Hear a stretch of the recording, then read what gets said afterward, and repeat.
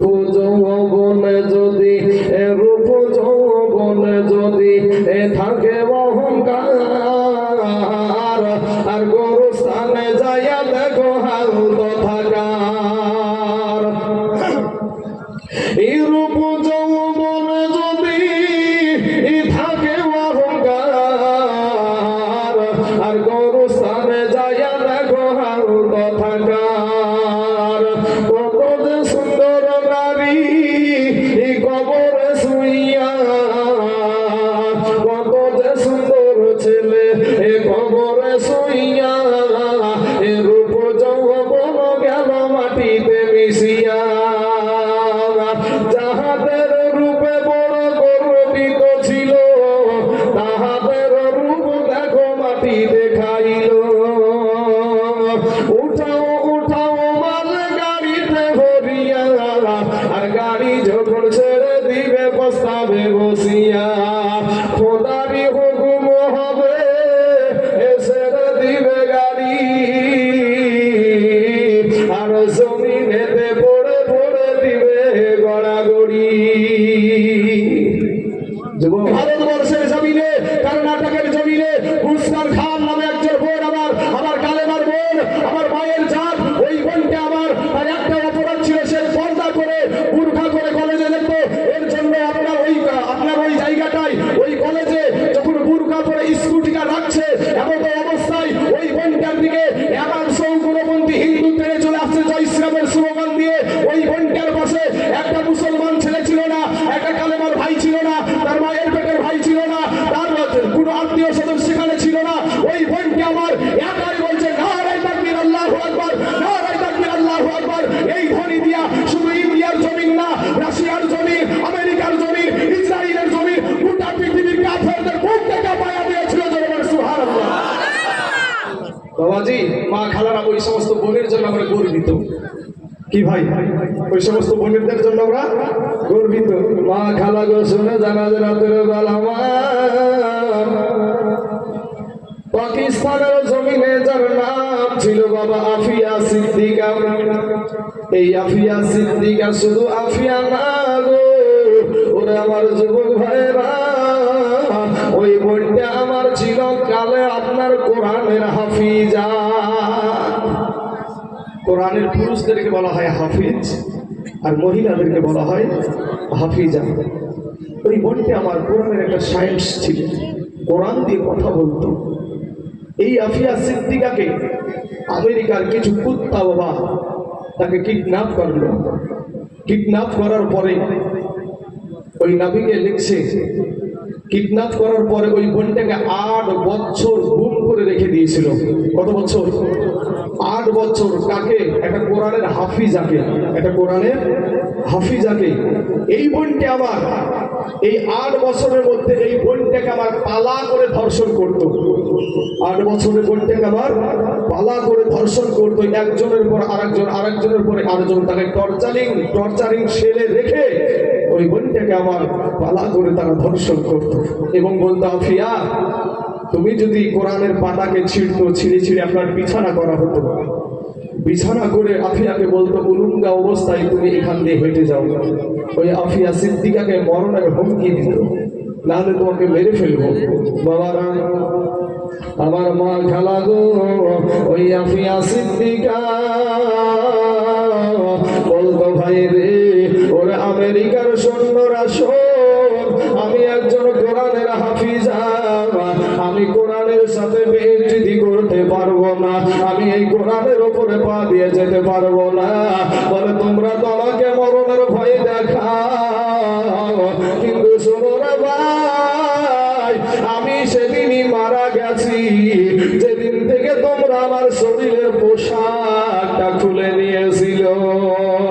যেদিন আমার শরীরের পোশাকটা তোমরা খুলে নিয়েছিলে গো, সেদিনই আমি আফিয়া সিদ্দিকা মরে গেছি। এই আফিয়া সিদ্দিকাকে যখন বাবা আদালতে উঠানো হলো, ওই আমেরিকার আদালতের জজ বলল, আফিয়া তোমার কিছু বলার আছে নাকি? ওই আফিয়া সিদ্দিকা উত্তরে বলেছিল, বাবা আমেরিকার জজ, আমি তোমাকে আমেরিকার জজকে আমি কিছুই বলতে চাই না, আমি যা বলার আমার আল্লাহকে বলবো।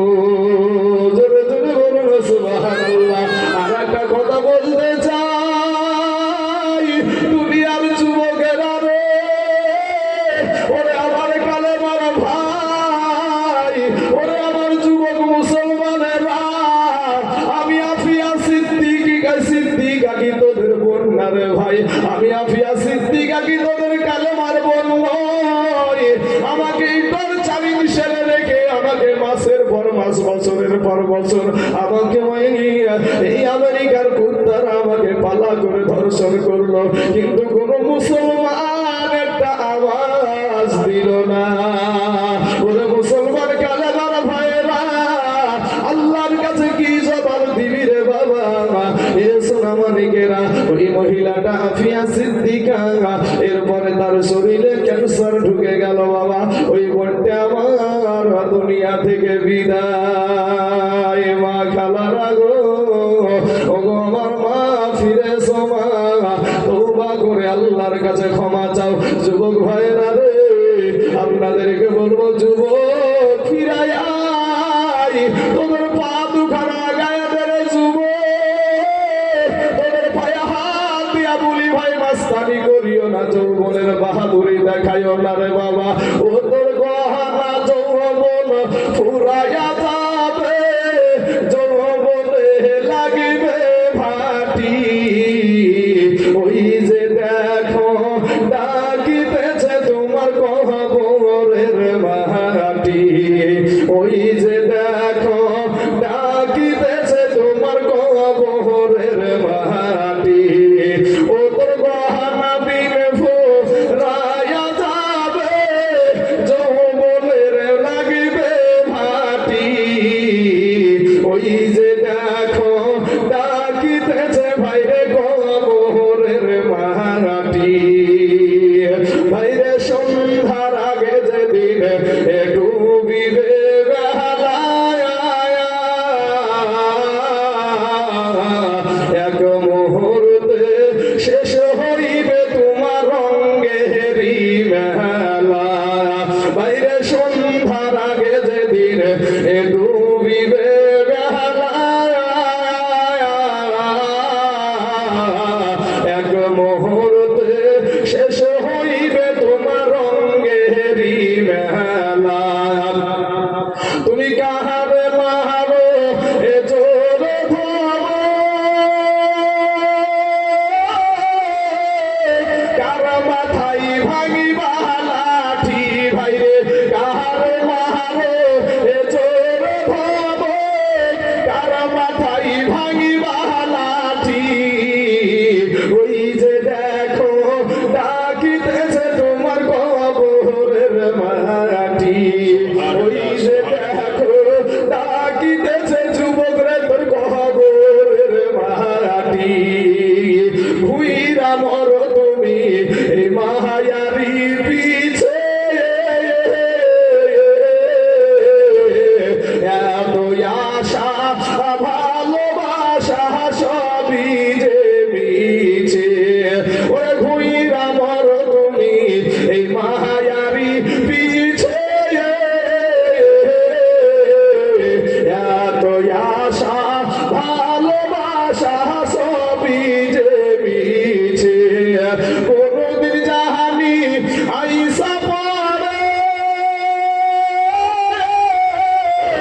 আজরাইল রাতের চিঠি বাবা, কোনদিন জাহানি আইসা পরে আজরাইল রাতের চিঠি, ওই যে দেখো ডাকিতেছে তোমার কবরের মাটি। ঘুইরা মর বাইরে খবর পেয়ে আসবে আত্মীয় সহজ, চতুর্পাশে বসে সাহারা করিবে কন্দন, বাইরে খবর পেয়ে আসবে এই আত্মীয় সহজ, চতুর্পাশে বসে সাহারা করিবে কন্দন। আইরা মোহনের মতো সাজায়া দিবে কি সুন্দর বহরি বাটি মোহনের মতো সাজায়া দিবে কি সুন্দর বহরি বাটি ওই যে দেখো ডাকিতেছে তোমার কবরের মাটি যুবক রে ও যুবক ভাই তুমি ভাবছো আমার আগে আমার আব্বা মারা যাবে আমার আগে আমার মা মারা যাবে আমার আগে আমার দাদা মারা যাবে আমার আগে আমার দাদি মারা যাবে না রে যুবক না ও যুবক ভাই কলকাতার শালিমার স্টেশন থেকে একটা বাবাজি ট্রেন ছেড়েছিল সেই ট্রেনটার নাম হলো বাবা করমণ্ডল এক্সপ্রেস ট্রেন সেই ট্রেনটার নাম ছিল বাবা করমণ্ডল এক্সপ্রেস ঠিক না ঠিক এই যুবকেরা জানো তো কি ওই ট্রেনটার ভিতরে বাবা রে ওই ট্রেনটা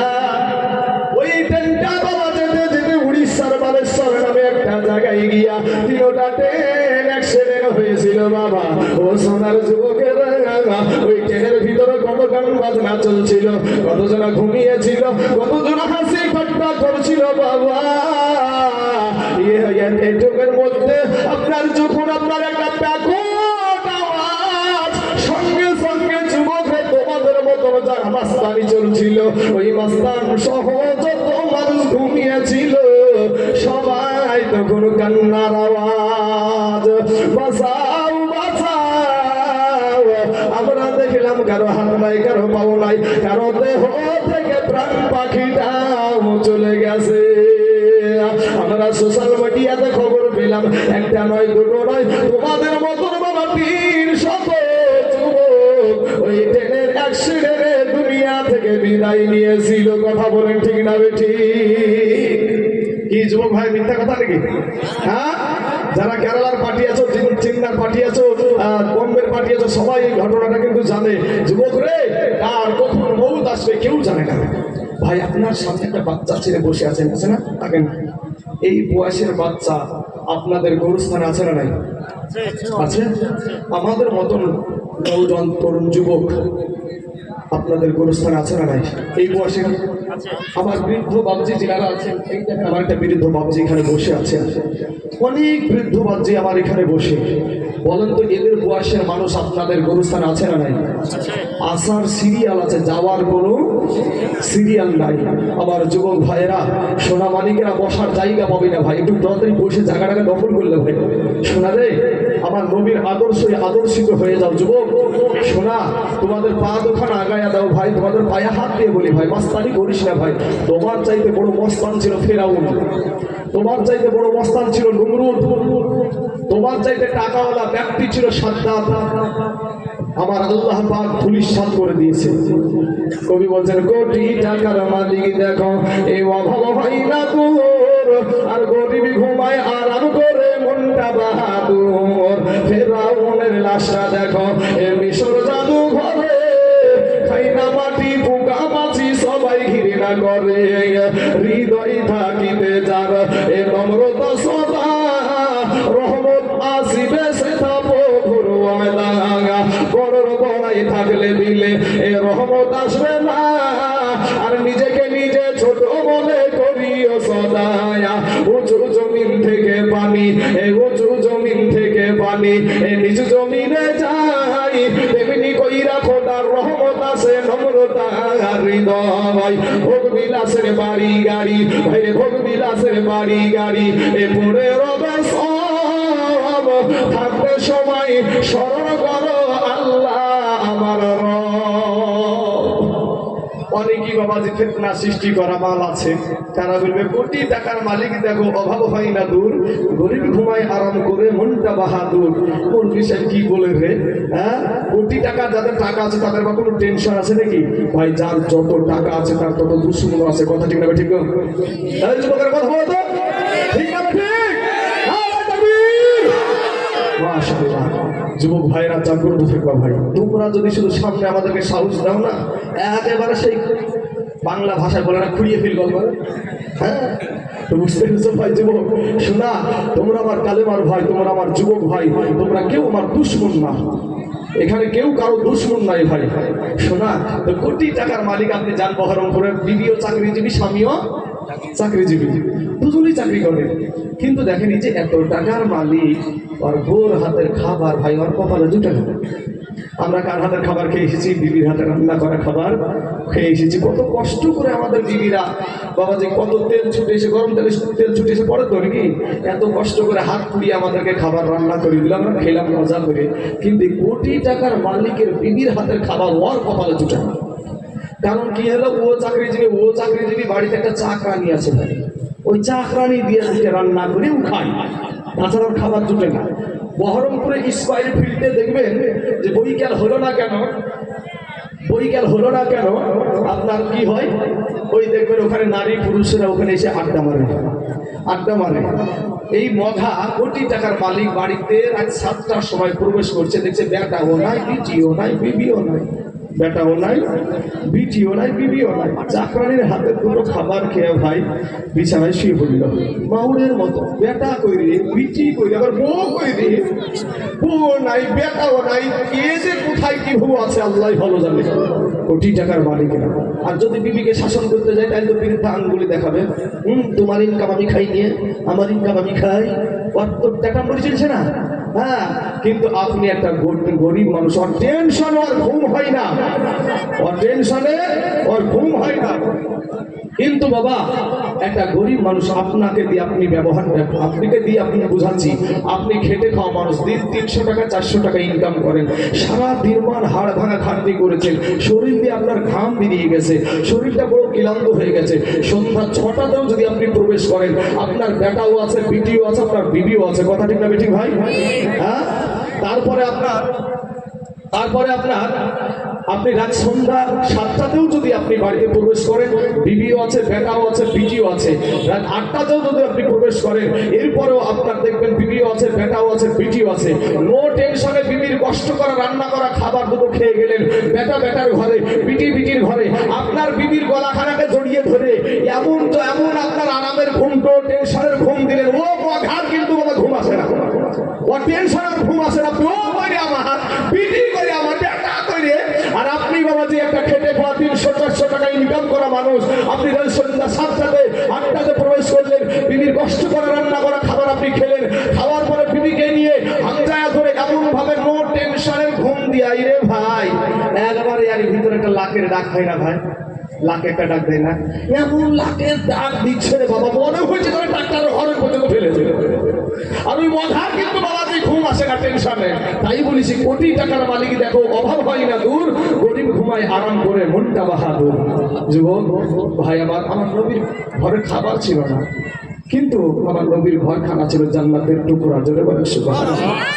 আমার আব্বা জানেন, আমার ভাই জানেন গো, ও যুবক ভাইয়েরা, আমি বলছি না আপনারা আমাদের মতন হুজুর হয়ে যান, এটা আমি বলছি না রে বাবা।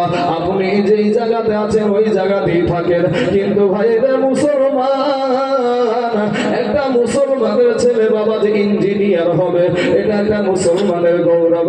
একটা মুসলমানের ছেলে বৈজ্ঞানিক হবে গো, এটা একটা মুসলমানদের গৌরব বাবা।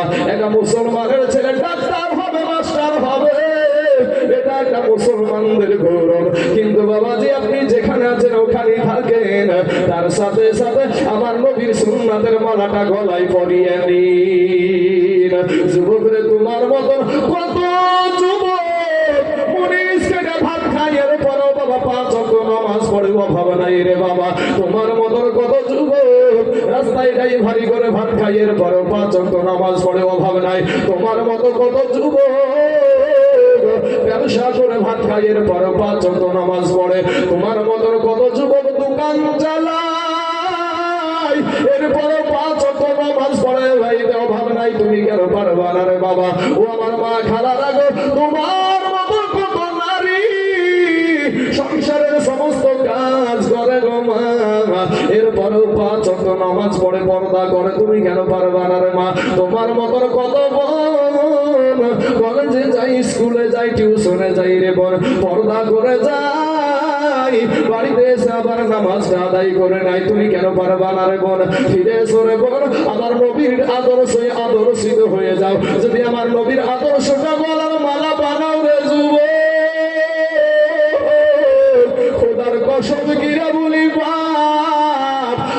কবর